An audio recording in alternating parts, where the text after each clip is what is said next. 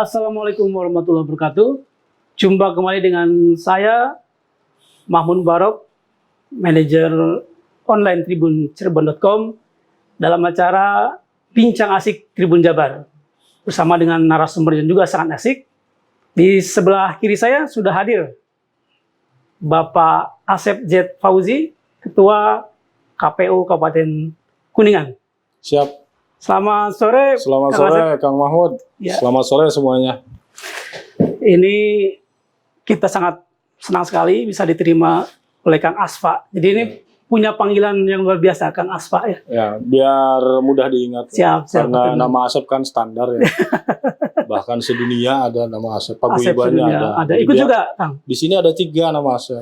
Di KPU? Ada 3. Ada 3. Anggota KPU 2 orang, saya sama Pak Asep Budi Hartono, sekretaris KPU-nya Asep juga. Jadi untuk membedakannya? Untuk membedakan ya dengan panggilan inisial tadi ya, sini. Kang Aspa. Siap.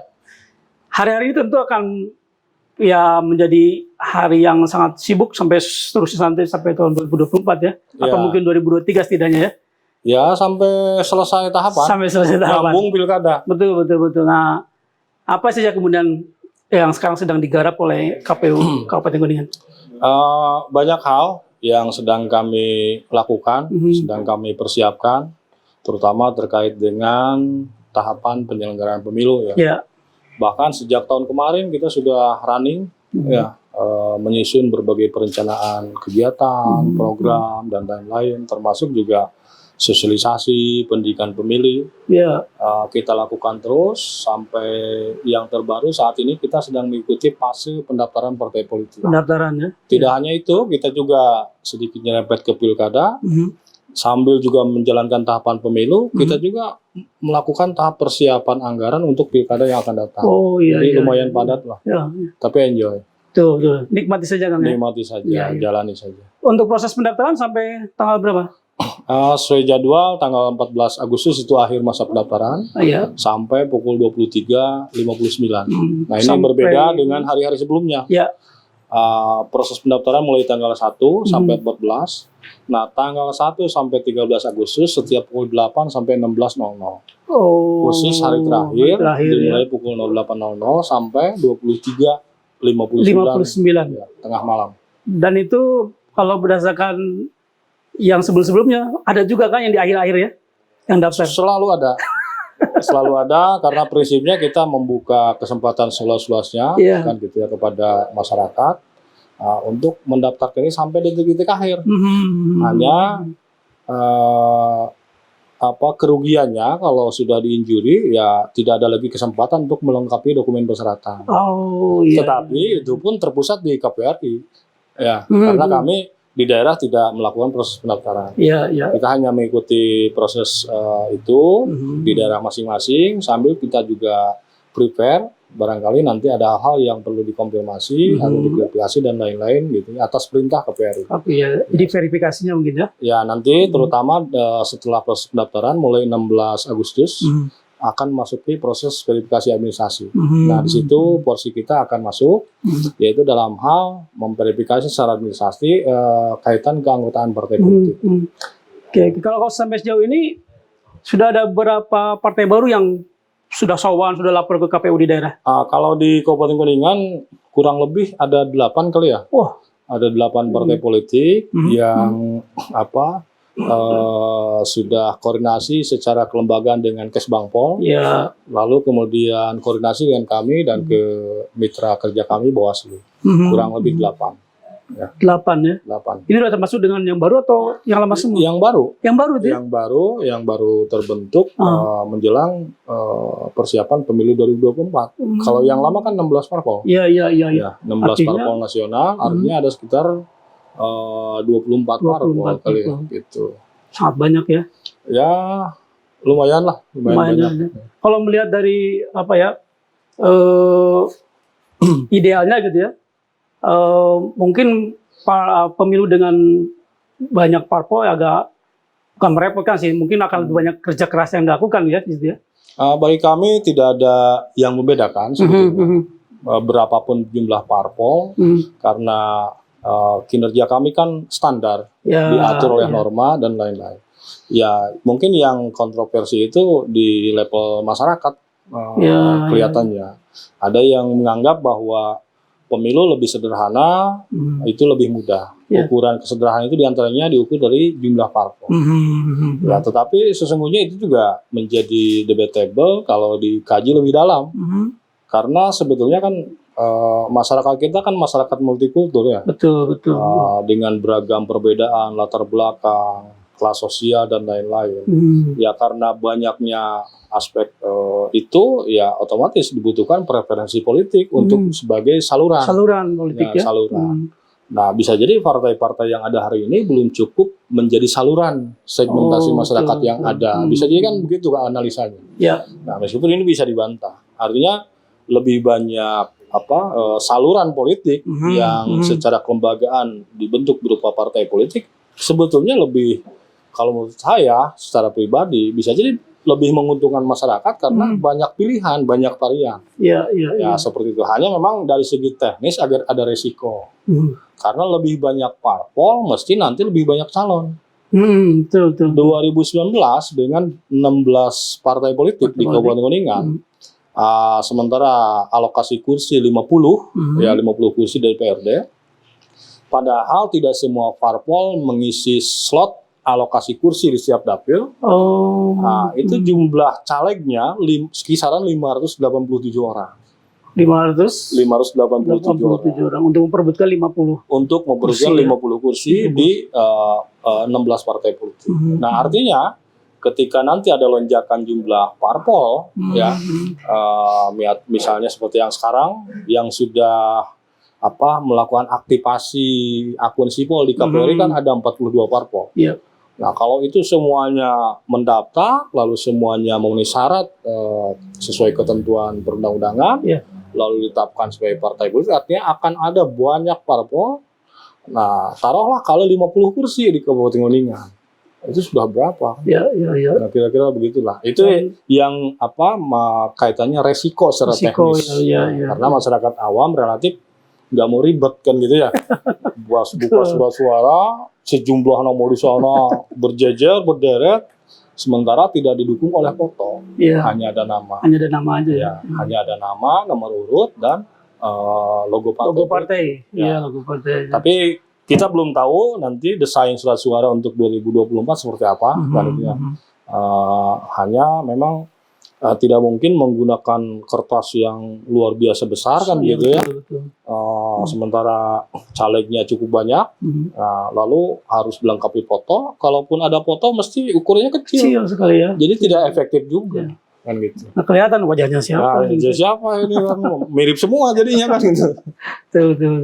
Nah, itu kait dengan pendidikan politik kepada masyarakat gitu ya, supaya mereka mungkin lebih melek persoalan pemilu. Apa yang sudah dilakukan oleh KPU Kuningan? Kita sudah jalan sejak selepas pemilu 2019. Sejak 2020 kita sudah jalan melakukan proses sosialisasi pendidikan pemilu. Ada banyak varian kegiatan yang kita lakukan, baik itu yang sifatnya inovasi di tingkat lokal kita maupun berupa desain yang sudah diformulasikan oleh pimpinan kami, baik itu KPU Jawa Barat maupun terutama KPU RI. Misalnya di level lokal, kita buat inovasi misalnya melakukan bentuk pendidikan politik dengan tagline ngadem. Ngadem. Apa itu ngadem? Ngadem itu ngaderes demokrasi. Ngaderes demokrasi. Ini kayak di pesantren ya, di madrasah ya. Kita memang lakukan istilah-istilah yang ramah di telinga masyarakat. Ngaderes itu kan belajar. Belajar itu kadang-kadang bukan berarti tidak tahu. Tapi orang yang sudah tahu pun perlu belajar terus-menerus. Lebih paham. Kalau istilah pesantren kan mutolaah. Memutolaah, terus melakukan kajian ulang. Kita melakukan forum-forum diskusi dengan tagline ngadem itu, terutama sekali di 2020 sampai 2021 itu kan fasenya pandemi. Betul. Kita optimalkan diskusi daring. Diskusi daring, tetap jalan ya. Ngadem secara virtual. Lalu kita juga sambil mencuri-curi kesempatan di tengah situasi pandemi, karena waktu itu ada model-model PPKM kayak gitu. Jadi aktivitas tetap jalan, hanya memang ada pembatasan-pembatasan. Kita juga lakukan itu. masuk ke kampus-kampus, masuk ke sekolah-sekolah, ya, kemudian ke segmen masyarakat tertentu, termasuk juga ke organisasi kemasyarakatan pemuda. Ya, kita lakukan proses interaksi itu dengan cara sharing knowledge, ya, berbagi pengetahuan, berbagi informasi tentang pendidikan demokrasi. Nah, kemudian di luar itu juga kita punya paket program, ya, artinya program turunan dari yang dirancang oleh KPRI berupa program Desa Peduli Pemilu dan Pemilihan. Desa Peduli Pemilu dan Pemilihan atau DP3. DP3. Nah, kita ambil segmentasi masyarakat di pedesaan untuk merekrut calon pionir-pionir demokrasi, dilatih, dan kita sudah launching tahun kemarin ya, di Desa Kertayasa, Kecamatan Sungai Agung.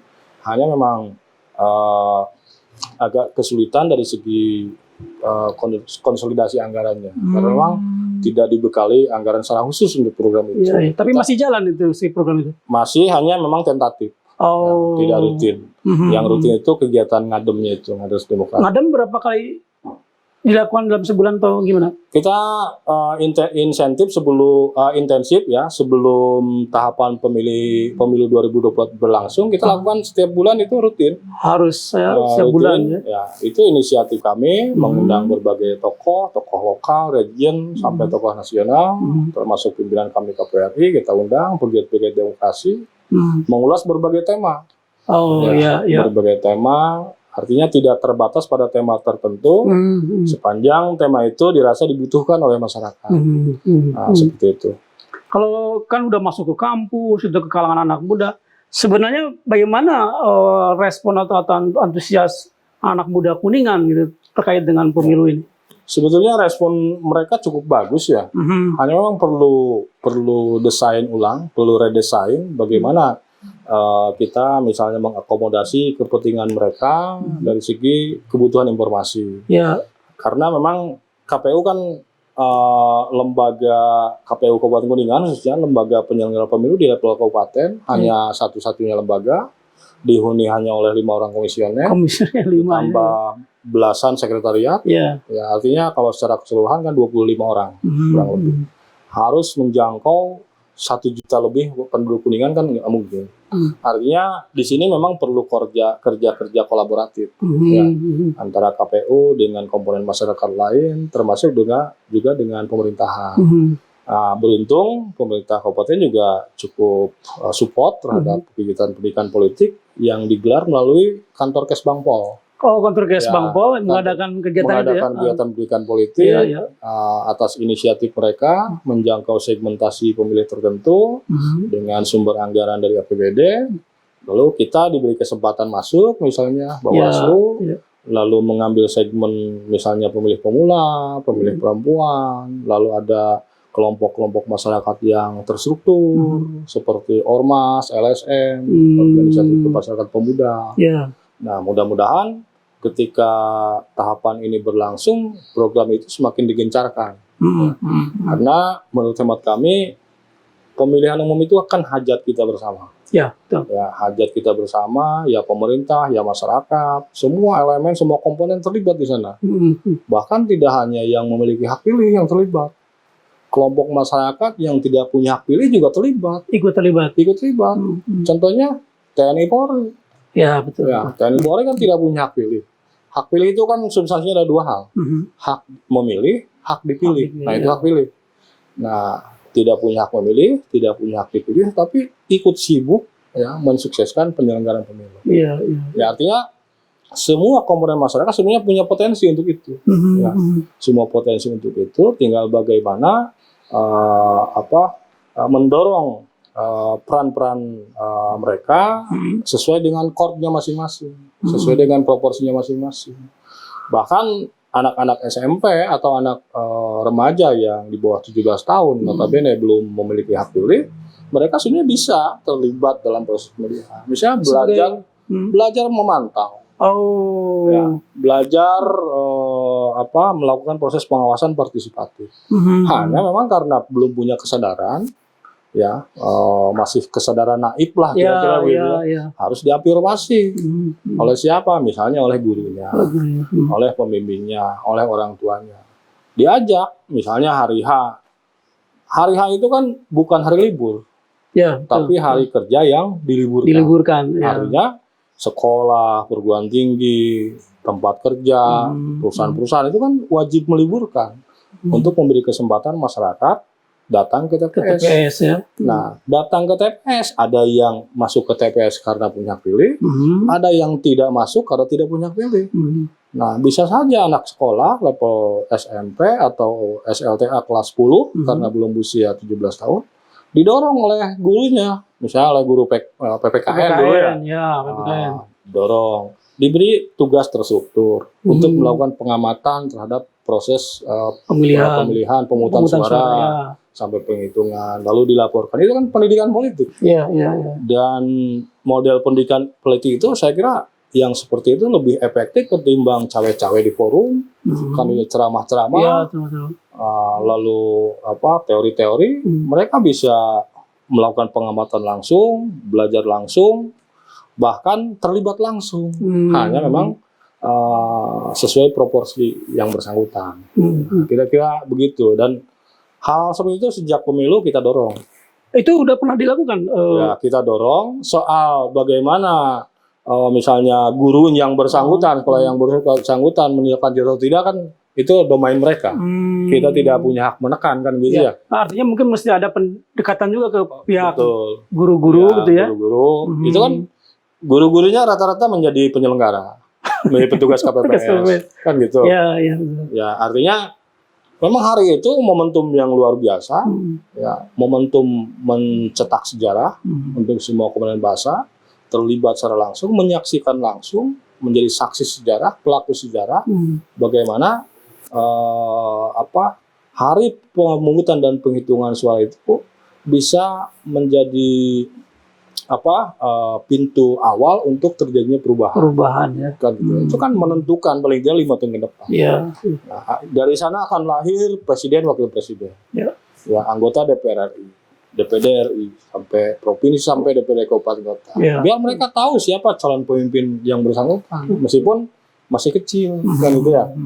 Nah, dengan cara begitu, insya Allah akan ada stimulan untuk yang bersangkutan, bagaimana mereka memiliki kesadaran yang lebih baik, kan, untuk terciptanya, terwujudnya sistem dan budaya demokrasi yang baik khususnya di Kabupaten Kuningan. Artinya ya berarti KPU harus semakin gencar sebetulnya ke kalangan pelajar dalam hal ini Tapi nanti kalau sudah jalan tahapan terutama 2023, kita optimis hal itu bisa dikonsolidasikan. Karena kita juga akan punya perangkat di level kecamatan, punya perangkat di level desa kelurahan, bahkan punya perangkat di level TPS. Ada PPK, ada PPS, ada KPPS. Mereka nanti kita gerakan. Ya, ada tradisi beberapa minggu menjelang hari H, semua penyelenggara didorong untuk masuk sekolah untuk menjadi pembina upacara pada upacara sini. Jadi kita minta ke sekolah di wilayah kerjanya masing-masing, terutama PPK. Kalau SLTA kan relatif tidak terlalu banyak jumlahnya tiap kecamatan. Ada yang 1, ada yang 2, hanya wilayah perkotaan mungkin yang banyak lah ya. Tapi kita nanti kolaborasikan dengan KPU, termasuk dengan teman-teman PPS, termasuk mungkin ke depan kita kolaborasi juga dengan Bawaslu. Kita bareng-bareng masuk ke sekolah, memberikan pencerahan, informasi penting terutama kepada pemilih pemula, pemilih milenial, melalui momentum upacara hari Senin. Dengan kita meminta izin kepada sekolah yang bersangkutan untuk mengisi sebagai pembina upacara. Nah, tema amanat pembina upacaranya ya tentang kepemiluan. Betul. Kalau dari sisi demografis gitu kan, tadi 1 juta lebih warga Kuningan gitu. Jumlah pemilih pemula itu berapa banyak, berapa persen gitu? Kalau dikalkulasi berdasarkan data agregat kependudukan sementara yang kami terima dari Disdukcapil di semester 1 2022 itu di kisaran 20-25% itu pemilih. 20 hampir seperempatnya. Dan kemungkinan 2 tahun ini akan bertambah berarti kan? Ya, bertambah, tapi kalau presentasi kan ya, tidak akan trennya konstan kan gitu ya. Nah, konstan, ada yang masuk, ada yang keluar biasanya gitu.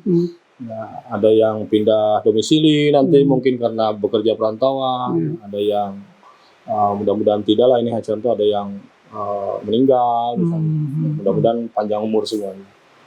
Jadi kaitan data pemilih itu kan dinamis, keluar masuk lah kan gitu. Ya, artinya kisaran 20-25% cukup besar, angka yang cukup besar ya. Signifikan. Ya, sangat signifikan. Gitu. Artinya kalau kemudian kita ingin menyukseskan pemilihan, salah satu standarnya dengan datangnya para pemilih ke TPS di atas 70 sampai sekian persen gitu ya. Dan salah satu penyumbangnya ini pemilih pemula. Dan kita berharap biasanya karakter pemilih pemula itu kan kepo. Nah, itu. Kepo, rasa ingin tahunya tinggi. Sisi lain mereka kalau konteks demokrasi elektoral, ya mereka itu dalam keadaan fitrah, posisinya masih suci ya, bersih.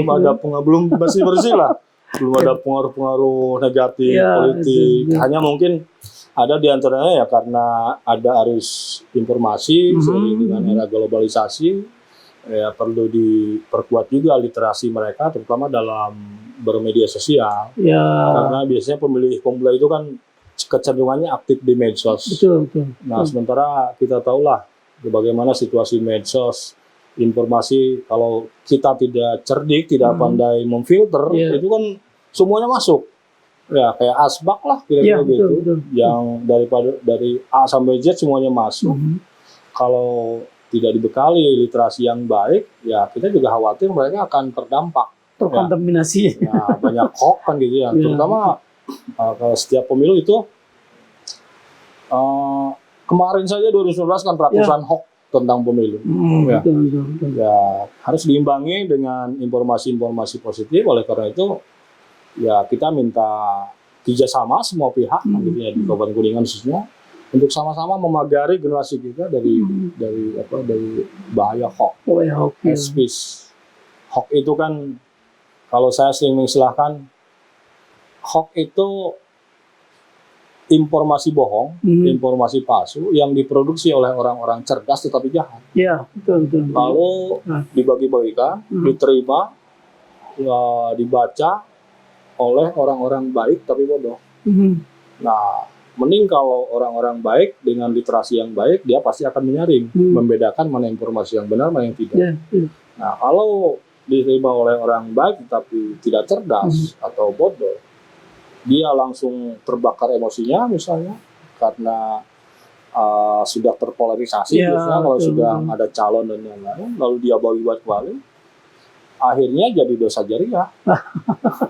Ya, bukan amal jariah. Dosa jariah. Saya dapat informasi bohong, saya juga sudah termakan, saya bagikan ke temennya terbakar lagi, nyebarkan lagi, ya sudah jadi dosa jariah saya. Nah, itu terkait dengan polarisasi tadi. Mungkin ini sisa-sisa 2019 di Kuningan seperti apa waktu itu kondisinya? Atau mungkin sampai sekarang? Apakah terjadi polarisasinya sangat kuat seperti itu? Kelihatannya waktu itu hampir sama lah dengan daerah lain. Karena Kuningan itu kan akses informasinya 24 jam. Pergerakan manusianya 24 jam. Kuningan Jakarta itu perputaran penduduknya 24 jam. Ya, karena Kuningan notabene banyak penduduk yang merantau ke Jakarta. Sementara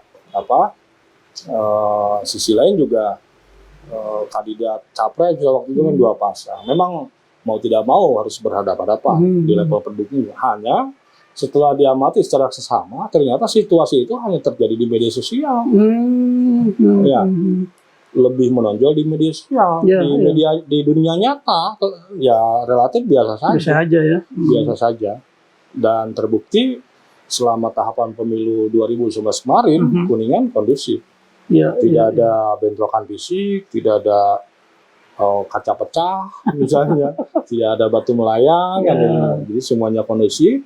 Dan itu juga berkat kerja baik, kerja yang luar biasa dari teman-teman di aparat keamanan, TNI, Polri dan lain-lain mengendalikan situasi. Dan kita cukup intensif. Jadi Ya itu, kadang-kadang ramenya tempur gitu di medsos. Begitu kopdar biasa-biasa aja.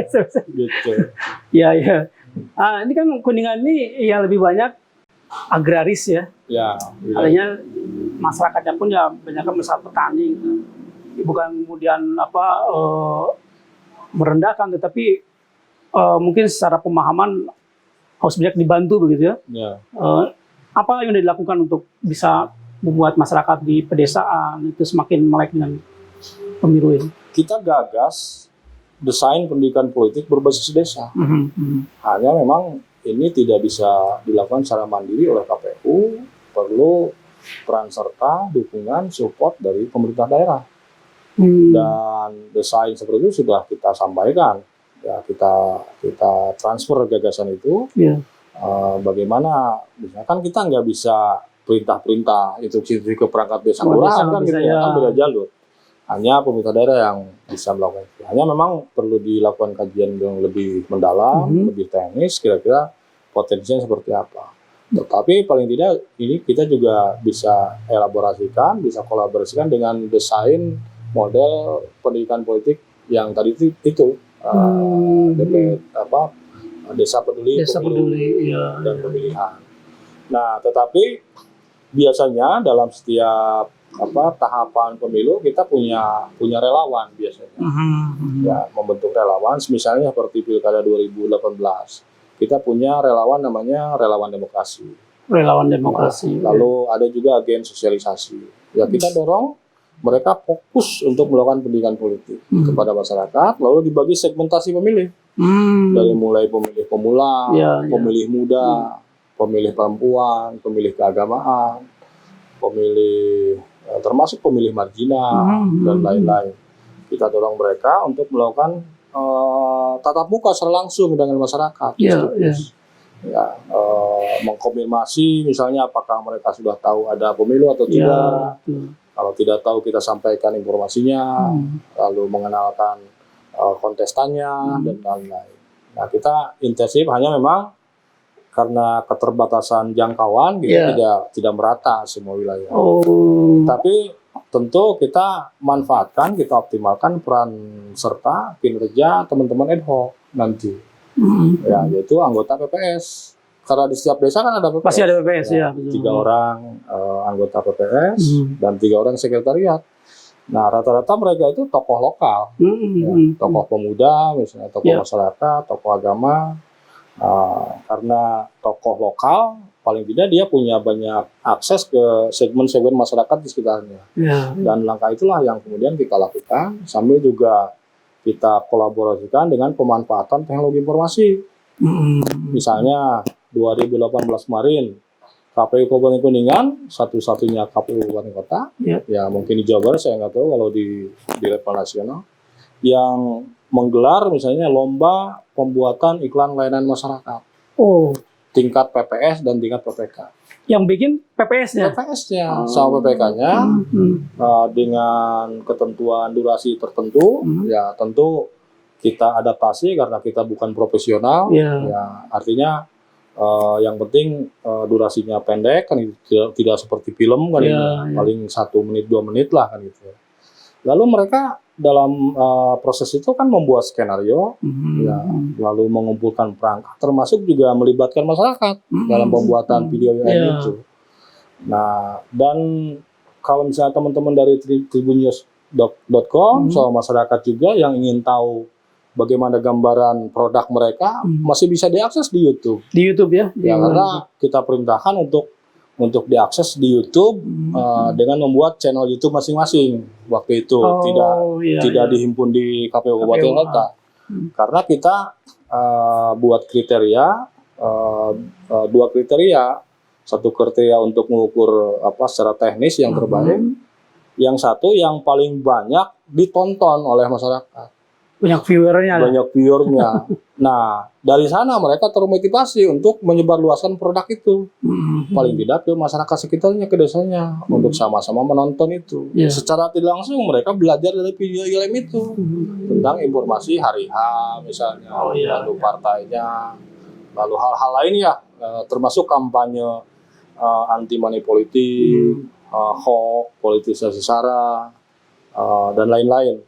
Ya, secara langsung PPS yang sudah punya produk itu mendorong masyarakat untuk menonton, menyaksikan di YouTube. Sisi lain juga ada keuntungan ya secara penilaian bagi PPS yang bersangkutan, yang terbanyak ditonton ya dapat penghargaan. Ya. Artinya dari sana kita dapat ribuan bahkan mungkin puluhan ribu penonton yang dipaksa menyaksikan YouTube. Nah, gitu. Sampai sekarang masih nangkring di YouTube. Bisa dicek nanti keywordnya iklan video ILM Pilkada Kuningan 2018. ILM ya? ILM. Iklan layanan masyarakat. Iklan layanan masyarakat. Ya. Betul. Tadi terkait dengan money politik. Di Kuningan seperti apa sih, Kang? Money politiknya apakah sangat marak atau bagaimana kalau misalnya ketika proses pemilu? Kalau kami kan mendasarkan hal itu kepada bukti-bukti formil dan material ya. Betul. Ya, bukti formil dan material itu adanya di Bawaslu. Ya, ada laporan-laporan diantaranya, tetapi kadang-kadang tidak didukung oleh bukti formil. Ada bukti formil, tidak ada bukti material, sehingga tidak memenuhi syarat untuk ditindaklanjut. Ya, macam-macam lah. Tetapi kalau berdasarkan cerita-cerita di bawah di kalangan tertentu, kelihatannya masih semarak. Cuman kan dari aspek proseduralnya kan teman-teman Bawaslu yang diberi tugas untuk melakukan pengawasan, pencegahan, penindakan kan kesulitan untuk menangani itu ketika situasi di bawah tidak diimbangi dengan kesadaran yang baik dari masyarakat untuk tampil menjadi pelapor. Ada yang takut, ada yang ada yang takut, ada yang tidak punya bukti, ada yang takut salah kan gitu ya. Nah ini juga memang perlu pembelajaran tertentu. Hanya apapun ceritanya, praktek money politik itu masih menjadi PR kita bersama. Ya sebab susah ya. Kadang-kadang kan syaratnya praktek money politik terjadi itu syaratnya dua. Ada yang memberi, ada yang menerima. Kan gitu. Kalau tidak ada yang memberi, tidak ada yang menerima, artinya tidak ada praktek. Atau ada yang memberi tapi tidak diterima, kan tidak ada praktek gitu kan. Nah, mau menerima tapi tidak ada yang memberi kan tidak terjadi. Itu mengharap. Nah gitu. Jadi ya harus dimulai dari semuanya. Masyarakat sebagai pemilih, terus calon sebagai elit politiknya memang harus sama-sama punya kesadaran bahwa masa depan bangsa kita tidak ditentukan oleh cara-cara seperti itu. Tapi harus dengan cara-cara yang cerdas dan bertanggung jawab. Kita berharap demokrasi elektoral di Kabupaten Kuningan khususnya diwarnai dengan jual beli ide dan gagasan. Bukan jual beli serangan pajar. Kan gitu ya. Nah, sehingga ketika ada situasi di mana dalamnya terjadi jual beli ide dan gagasan, ya calonnya juga didorong, diafirmasi untuk bagaimana dia meracik menu untuk bisa merumuskan program, visi, misi dan lain-lain yang kira-kira realistis bisa ditangkap oleh masyarakat. Masyarakat juga bisa tercerahkan, tercerdaskan dengan cara menerima informasi, ada proses transfer of value yang dilakukan oleh elit politik dengan menawarkan hal-hal yang substantif itu berupa ide, gagasan, visi, misi, program. Nah dari sana kan akhirnya bisa memberikan stimulan untuk terjadinya proses dialog interaktif. Ada diskusi, ada ruang dialektika yang dibangun, bukan ruang transaksi bukan ruang tawar-menawar. Nah ini menjadi PR bersama dan itu hanya dilakukan atas dasar kesadaran. Karena saya yakin semua yang melakukan itu, pelaku-pelaku itu kalaupun ada, tahu bahwa praktek seperti itu hukumnya haram. Kan hukumnya bisa dikategorikan sebagai pidana pemilu. Kan gitu ya. Dan itu berkonsekuensi hukum paling tidak berupa kurungan, penjara dan denda kan gitu. Nah, hanya tidak diimbangi dengan kesadaran yang baik, ya, dengan aspek spiritual yang baik, ya sehingga ya gelap mata memandang bahwa hanya cara itulah yang memungkinkan menjamin keberhasilan untuk meraih kursi. Padahal setelah dianalisis ternyata money politik bukan faktor penentu lolosnya seseorang ke parlemen. Sebab apa? Ya dicek saja. Kan semua calon pasti ngeluarin duit tuh. Semuanya bekerja. Ya, kalau dasarnya saya kan udah gede biaya keluar segala macam. Faktanya lebih banyak yang tidak lolos daripada yang lolos. Gitu kan. Hanya 50 orang yang lolos. Ya, sementara yang lain yang sama-sama mengeluarkan uang ternyata dia lolos. Berarti bukan itu faktornya. Lebih ke kemampuan yang bersangkutan menggalang dukungan di bawah, mengambil simpati masyarakat, lalu menggajak mereka dengan cara-cara yang cerdas, ya sehingga keterpilihan itu didasarkan pada prinsip bertanggung jawab. Pilihannya pilihan yang cerdas dan bertanggung jawab. Kalau timeline sampai atau kegiatan yang akan dilakukan oleh KPU sampai akhir tahun ini apa aja, Kang? Yang sudah nampak itu dari aspek proses pendaftaran, kemudian verifikasi administrasi, sampai verifikasi faktual partai politik, sampai di akhir tahun bulan Desember penetapan partai politik. Nah, kita sedang menunggu tahapan verifikasi administrasi tanggal 16 Agustus sampai tanggal 29 September kalau tidak salah. September ya. Lalu setelah itu berlanjut ke tahapan verifikasi faktual mulai tanggal 15 Oktober sampai 4 November. Setelah itu hasilnya semuanya diserahkan ke RI sambil menunggu proses penetapan. Nah, kemudian kita juga mulai bulan Oktober nanti akan menghadapi tahapan penyusunan dan pemutakhiran daftar pemilih. Daftar pemilih ya. Lalu di akhir tahun berapa banyak kalau Kuningan tuh? Kalau yang tahun lalu 2019? DPT kemarin kita di kisaran 86 ribuan. 860 ribuan. Nah, sekarang kita sedang mutakhirkan. Ya, ada pemilih keluar masuk, ada pemilih baru yang sebelumnya tidak masuk ke DPT, kita masukkan. Lalu pemilih pemula, kita masukkan. Lalu TNI Polri yang alih status, pensiun, kembali menjadi sipil, dipulihkan lagi hak pilihnya, kita masukkan. Lalu ada pendatang, kan ada pindah datang.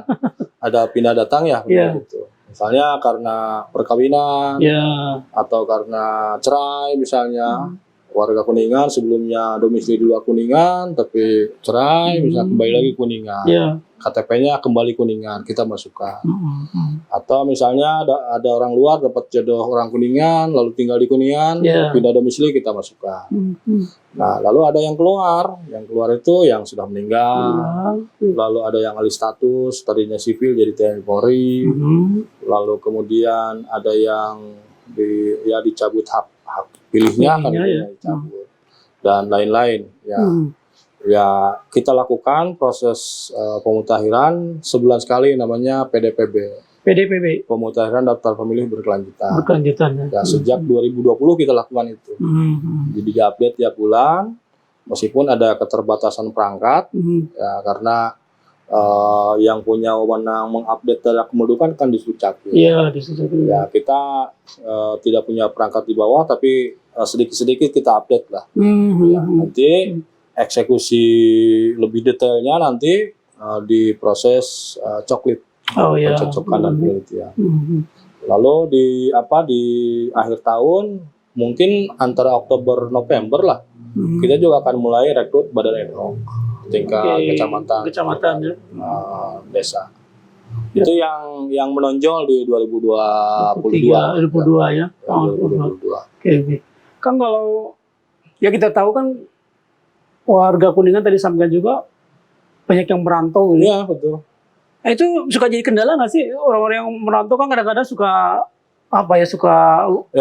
tiba-tiba datang gitu kan, lupa ngurus. Ada, misalnya begini, kadang-kadang pada saat proses coklit ada sebenarnya orang Kuningan masih berKTP Kuningan, tapi bertahun-tahun tinggal di luar, dia tidak mengurus pindah domisili. ketika coklit tidak kita temui orangnya, tidak berhasil kita temui. Akhirnya mau dimasukkan takut sudah pindah atau gimana kan gitu ya secara administratif. Ya, tetapi kita masukkan. Tetapi setelah kita masukkan tidak hadir sehingga berdampak pada persentase partisipasi pemilih. Karena kalau dihitung-hitung ternyata perantauan Kuningan itu di kisaran berapa ya? 30 sampai 35% perantau Kuningan, karena tinggi, kan gini, tren partisipasi pemilih kita itu paling tinggi pada pemilu kemarin itu 74%. Pada 2019 ya? Pada 2019 kemarin 74%. Pilkada 2018 71%. Itu penyebabnya apa tuh yang bisa jadi tinggi 74 itu? Bisa jadi karena ada peningkatan kualitas data penduduk. Yang tadi ketika misalnya ada penduduk sebelumnya sudah nggak ada, sudah meninggal tapi masih tercantum kan kita hitung di persentase. Tapi kita sisir pasca 2018 sehingga cenderung berkualitas. Kalau kondisi perantauannya kan tetap jarang, ya tidak banyak orang Kuningan yang hari H pemilihan libur kerja lalu sengaja pulang dulu untuk mencoblos, besoknya kembali lagi. Ya bisa dihitung lah kan. Nah itu sehingga Kuningan itu trennya di angka 74% itu sudah sangat baik. Sangat bagus ya. Sangat bagus. Kita pernah 2016 survei kecil-kecilan melakukan survei tentang aspek volunteerism ya atau kesukarelaan pemilih untuk hadir ke TPS. Nah, kita survei penduduk yang standby di Kuningan dengan sampling di tiap kecamatan. Ya, kita ambil, kita temui, kita wawancara. Ternyata hampir 97% menyatakan warga Kuningan yang ada di Kuningan itu hadir ke TPS. Gitu. Jadi kalau pemilihan itu hanya mencakup warga Kuningan yang ada di Kuningan, saya yakin mendekati 100%. Cuman kan kita tidak mungkin menghilangkan hak pilih seseorang. Notabene secara administratif memenuhi syarat menjadi pemilih, tetapi secara fisik dia tidak ada di Kuningan. Soal kemudian hari H mau pulang atau enggak itu soal lain. Yang penting kita sebagai penyelenggara berkewajiban melindungi hak politik mereka. Memasukkan mereka ya. Jadi teorinya kan begini. Bagi penyelenggara memasukkan warga yang punya hak pilih ke dalam daftar pemilih wajib. Tapi bagi warganya ketika sudah masuk hak pilih menggunakan hak pilih itu hak. Kalau kami tidak memasukkan warga yang punya hak pilih, ibaratnya bahasa sederhananya dosa, ada hukumnya kan gitu ya. Tapi ketika posisinya pemilih sudah terdaftar, susah payah didaftarkan kan gitu. Dia nggak mengambil hak itu, ya nggak apa-apa, nggak ada sanksi apa-apa. Nah itu bedanya, gitu antara penyelenggara dengan warga itu bedanya. Gitu. Nah ada nggak upaya kemudian untuk ya emang mungkin agak sulit ya sosialisasi ke warga perantau ini? Ada. Ada.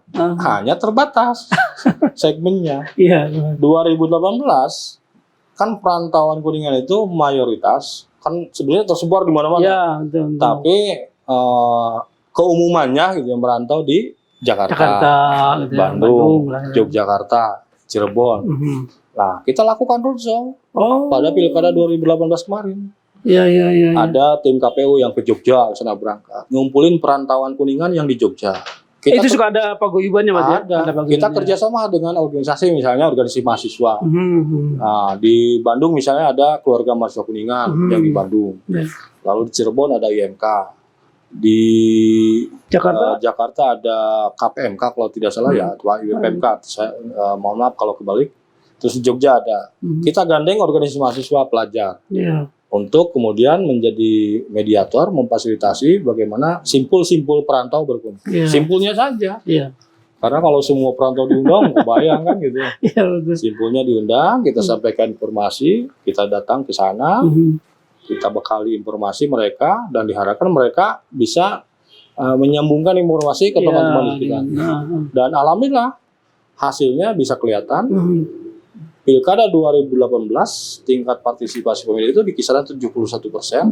Sementara sebelumnya pemilihan sebelumnya itu 67%. Oh, di bawah ya. Dari 67 ke 71 paling tidak itu capaian presentasinya seperti itulah.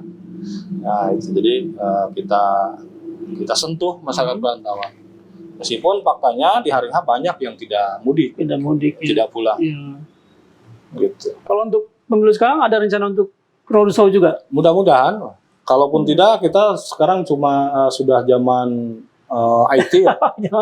Sudah zaman medsos. Iya. Kita optimalkan itu. Insya Allah ke depan kita punya perangkat podcast yang ditayangkan live streaming di YouTube KPU Kuningan. Iya. Ya, lalu bisa menggunakan platform medsos yang lain. Dan nanti kita bagi-bagikan melalui jaringan perantauan. Paling tidak warga Kuningan perantauan yang melek medsos, yang sehari-hari pegang HP, paling tidak berkunjung ke channel-channel YouTube atau medsos yang di dalamnya memuat informasi kepemiluan. Ada apa aja Kang? Platform apa aja? Ya ada YouTube, kita punya channelnya, lalu Facebook ada, Instagram ada, lalu Twitter ada, TikTok juga ada. TikTok ada juga ya? Siap. Ada. Artinya hampir semua. Jadi kita bisa menjangkau warga Kuningan sealam dunia lah. Dunia akhirat. Akhirat yang belum. Nah. Ini Kang Asma ini udah berapa periode Kang di KPU? Saya sudah 2 periode. 2 periode ya? Pertama kali saya masuk KPU sebagai anggota Desember 2013. Lalu Desember 2018 habis. Sebelumnya saya ikut seleksi lagi. Alhamdulillah. Dipercaya masuk periode kedua. Habis nanti 24 Desember 2023. Iya. Ya, setelah itu ya tinggal memberi kesempatan ke yang lain. Yang lebih grace, yang lebih fresh. Ya. Jadi saya harus berlabuh di tengah lagi padat-padatnya tahapan pemilu. Betul. 1 bulan setengah menuju hari H. Oh iya ya? Ya. 1 bulan setengah menuju hari H. Pemilihan. Menuju pemungutan suara Februari itu ya? 14 Februari. Waduh. Ya, tapi insya Allah dengan bekal pengalaman teman-teman yang nanti akan ikut seleksi, kita optimis lah. Meskipun transisinya di injury, tapi insya Allah bisa beradaptasi, bisa cepat menyesuaikan diri. Itu kan tinggal pelaksanaan aja kan? Ya, kira-kira begitulah. Jadi ya kita dorong. Mulai sekarang mulai menjajaki hitung-hitung warming up, pemanasan, mengenali dunia kepemiluan kan gitu ya. Nah, ketika nanti kick off masuk langsung running, langsung lari sana kemari ke semua lini. Jadi tidak apa, kalau orang Sunda ngomongnya tidak kilikiben. Tidak kilikiben. Ya, jadi kebayangkan main bola nggak pemanasan dulu, minum banyak, lari kilikiben ini sakit di perut minimal kram. Ya. Nah, jadi supaya tidak terjadi seperti itu, ya rata-rata yang daftar itu memang yang sudah terlatih sebelumnya. Punya pengalaman di kepemiluan, misalnya pernah terlibat di penyelenggara, meskipun ad hoc, ada di Panwascam, ada di PPK, dan ada yang pegiat demokrasi, aktivis, artinya orang yang sehari-harinya sudah terbiasa dengan beban kerja yang berat. Nah, sehingga ketika masuk ke KPU, itu relatif tidak menemui masalah besar. Ya, gitu. Rencana setelah itu apa, Kang? Ya, kalau saya rencana itu sekarang saja. Sekarang saya rencana menyelesaikan tugas di KPU sampai tuntas. Ya, biar selamat. Biar selamat di akhirat. Gitu. Yang penting kan itu. Udah ada rencana misalkan masuk ke partai politik misalnya gitu? Belum kebayang. Kita fokus 1,5 tahun menghadapi tahapan dulu ya. Nanti istiqoroh lagi lah mau kemana. Udah jelang akhir istirahat dulu. Siap. Dengan kesibukan pasti ada waktu luang untuk keluarga ya? Ya mesti. Harus ya? Mesti. Ya paling tidak di luar jam kerja lah. Betul. Hanya mudah-mudahan keluarga kita sudah memahami. Ya, terutama kami berlima beserta teman-teman di sekretariat juga. Ya. Kan ada yang suaminya harus diselesaikan nih mau pemilu, ada yang istrinya harus dituntaskan, maksudnya dituntaskan dari aspek pemahaman biar muncul pengertian bahwa hari ini kami di KPU sudah milik bangsa dan negara. Ya, jadi ini ruang pengabdian kita, ruang bagaimana kita memberikan dedikasi untuk daerah, untuk negeri, untuk kepentingan orang banyak melalui kontestasi demokrasi, melalui demokrasi elektoral yang disebut pemilu atau pilkada. Dan keluarga kami sudah terbiasa ya menghadapi kenyataan di mana ketika tahapan sudah padat, sudah harus sering ditinggalkan. Kita memang harus keluar dari zona nyaman. Dan yang penting kan prinsipnya transparan saja. Nah, gitu. Jangan ada dusta di antara kita. Iya. Kalimat terakhir, Kang, untuk masyarakat Kuningan terkait dengan kepemiluan. Ya, untuk teman-teman, sahabat-sahabat, semua warga Kuningan, Kabupaten Kuningan, di semua tingkatan, ayo kita sama-sama sukseskan penyelenggaraan pemilu 2024 dengan cara ikut berpartisipasi aktif. Ya. Mau jadi penyelenggara silahkan, mau jadi jajaran KPU, di ad hoc, PPK, PPS, KPS silahkan, jadi pengawas silahkan, jadi pemantau silahkan, jadi tim sukses silahkan, minim-minimnya mau jadi pemilih. Kerugian besar ketika kita sudah punya hak pilih, lalu tidak terdaftar dalam daftar pemilih, sehingga kehilangan hak politik kita.